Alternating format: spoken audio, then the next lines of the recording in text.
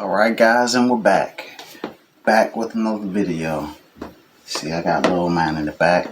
So let's get straight into it. On today's video, we're going to be talking about commercial electricians. You know, on my last video, I was talking about all the different avenues that you can go once you top out and become a journeyman wireman, a JW, a mechanic, a foreman, whatever you want to call it. There's a bunch of different avenues that you can go and be. Fire alarm guy, PLC, industrial electrician, commercial electrician, residential electrician. There's so many different, things you can do.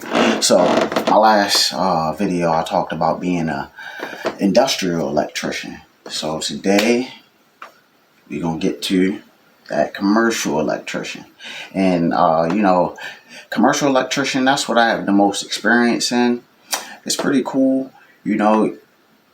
It's pretty much cut and dry. Every job is pretty much the same, whether it's from the ground up or you're renovating it. First you lay out, then you rough in, then you put in all your lights or your switches and everything, and then that's pretty much it.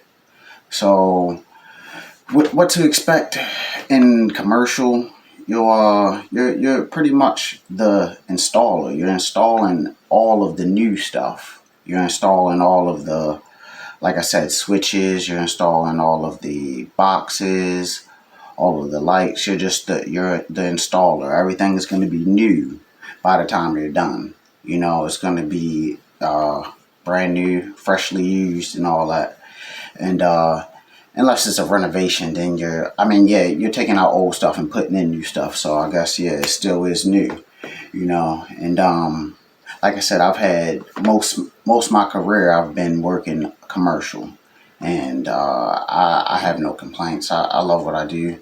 And so roughing, all a roughing pretty much is, that's when you have no studs, or once they put up the studs, that's when you go in, that's when you run your wire. That's before they put up the walls. All it is the studs. And before they put up the drywall and the walls are closed. That's the rough-in stage, is where you get in all of your electrical work, get in all your circuits, run all your wire, put in all your boxes, all your mud rings before the walls get closed up. Because once the walls get closed up, then you gotta cut in walls, and it's really counterproductive for one. And then it's just annoying. It's better to just go ahead and get all your things in, all your circuits in during the roughing stage. So after the roughing stage, once they close up all the walls, once you pass inspection and everything's up to code, that's when you can go around and put in your devices, put in your switches. You can go ahead and put in your receptacles, go ahead and put in recessed lights and everything. And then once that gets all inspected, then you go ahead and turn everything on. And most likely everything's gonna come on. And if not, then you got some troubleshooting to do, and that tests your skills. That's when troubleshooting can come in.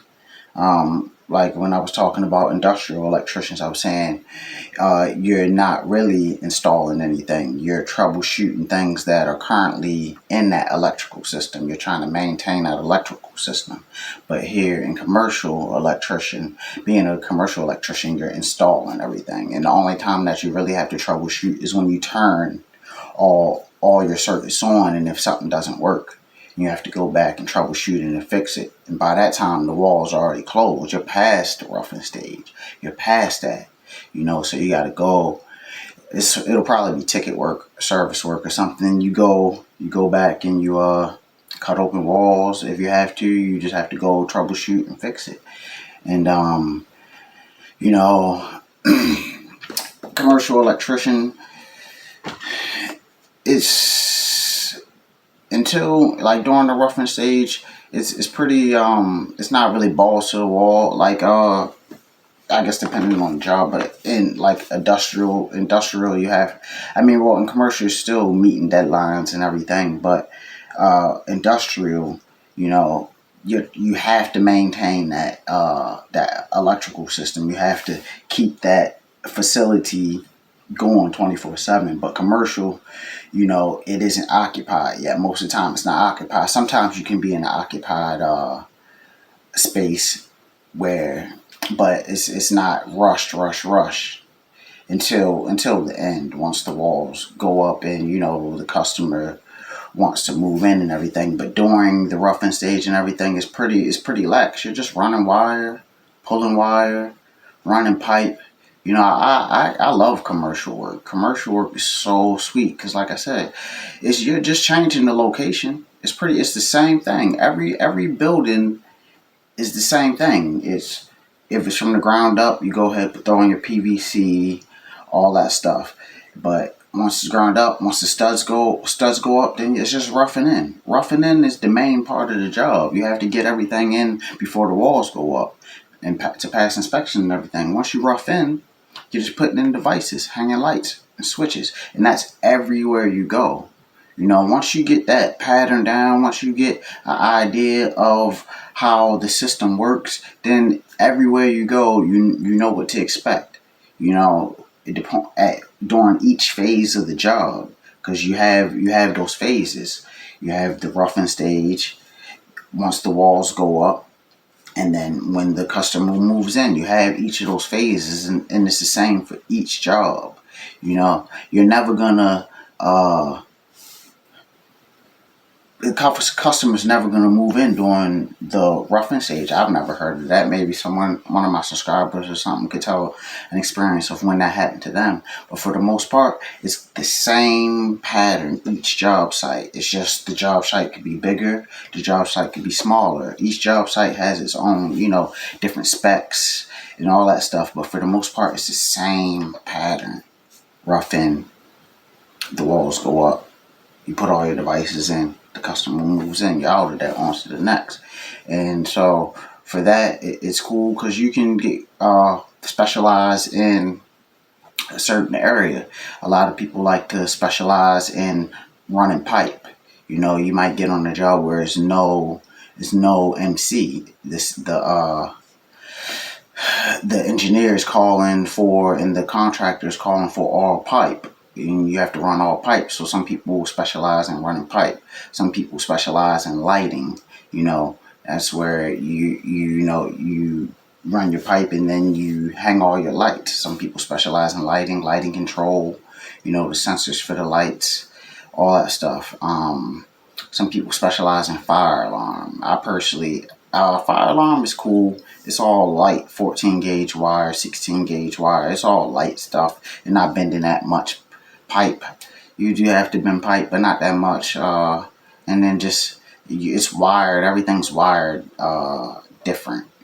When we're doing lighting, we're doing low volt, black, red, blue, brown, orange, yellow, color to color, ground, green to green, black to black, white to white, brown, orange, yellow, brown to brown, yellow to yellow, orange to orange, gray to gray, green to green. But in fire alarm, it's different. It's like a negative and a positive and all this other stuff that you have to do. So it's good to get specialized in a certain field within being an electrician. You want to. The main thing is making yourself valuable. You want to make yourself valuable. You're there to make the company money. So the more knowledge that you have and the more ability that you have to make your contractor and your company money, the more that you don't have to worry about a job, the more you have job safety and the more that they need you. Because that's one thing that a lot of people don't realize being in this field is once you learn these skills and everything, you have the leverage. They need you. You don't need them. There's a million electrical companies that you can go to that's always looking for electricians. So that's why it's so important to get in here and learn stuff and be the best that you can be, because then you have that leverage and you can always find work. You'll never go without work. But yeah, being my next video, I'll talk about residential electricians. I have a bit of experience in residential, but that's all through side work. I've done a good share of side work and stuff, and that's another good point, is to learn the skill, because you can work for yourself. When you're doing side work, you're working for yourself. And once you become a master electrician, then you have your own company. You can rent out your license and everything. It's so much that you can do under the umbrella of being an electrician, and that's why I pushed this so hard, and that's why I made this channel, to just get it out there for all trades. And but yeah, that's pretty much it for commercial electricians. All my subscribers, go ahead and tell your experience. I know, like, the majority of electricians are commercial. Then there's a good amount of residential. For some reason, residential electricians don't get paid as much as commercial and industrial. But yeah, that's pretty much it, guys. Make sure you like, share, and subscribe. You see little man asleep in the back. Can't be too loud, but hope this was an informative video. I love all my subscribers. You guys keep me motivated, keep me going. You guys are part of this journey with me. I'll see you on the next one. Love you guys. I'm out.